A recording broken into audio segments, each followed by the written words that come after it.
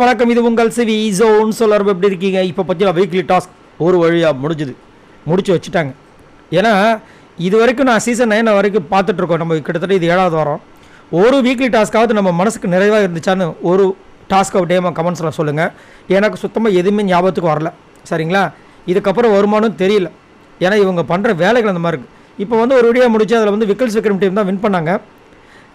அதுக்கப்புறம் ஒரு flush fighter second வந்தாங்க. தேர்ட் நம்மளுடைய சாம்பாஸ் கூட வந்தாங்க.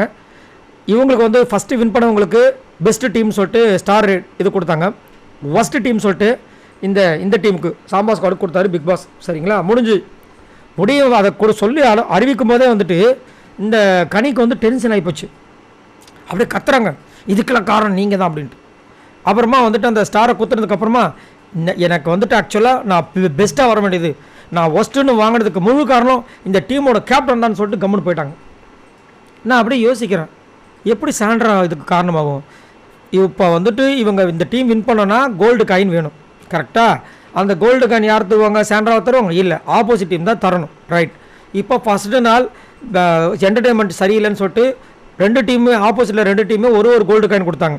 அதனால் இவங்களுக்கு கம்மியாச்சு. ரெண்டாவது நாள் என்ன பண்ணுறாங்க, எல்லாருமே சேர்ந்து பேசி செம்மையாக பர்ஃபார்மன்ஸ் பண்ணுறாங்க. ஆனால் அவங்க கிடைச்சது ஒரு கோல்டு காயின். ஸோ மொத்தமே 4 கோல்டு காயின் தான். இவங்க என்ன பண்ணுறாங்க, பேசி அவங்களுக்கு காயினை கொடுக்குறாங்க. 3வது நாள் என்ன பண்ணுறாங்க, டென்ஷன் ஆகுறாங்க, எல்லாருமே கலந்து பேசுகிறாங்க. சரி, நம்ம என்டர்டெயின்மெண்ட் பண்ணுற விஷயங்களை பண்ணலான்னு சொல்லிட்டு ஒரு முடிவு எடுத்து வச்சு செய்கிறாங்க.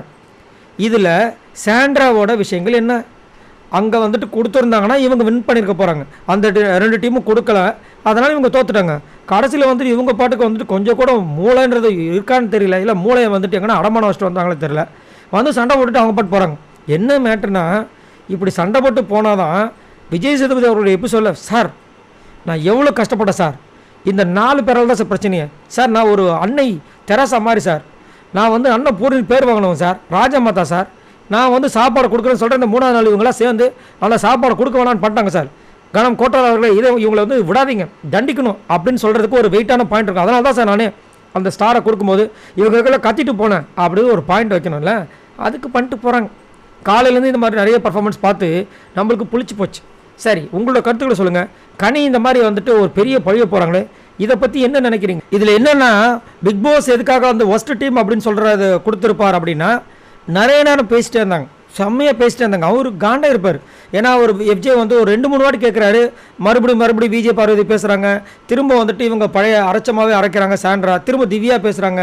இப்படி மாறி பேசுறதுல காண்டானாரான்னு தெரியல. ஸோ அவரே காண்டாயிட்டாப்புல. இது உண்மையிலேயே சாண்ட்ரா மேலே தான் தப்பா, இல்லை கொடுத்தவங்க மேலே தப்பா? மறக்காமல் கேட்ட கமெண்ட்ஸ் பண்ணுங்கள். பாய் நண்பர்களே.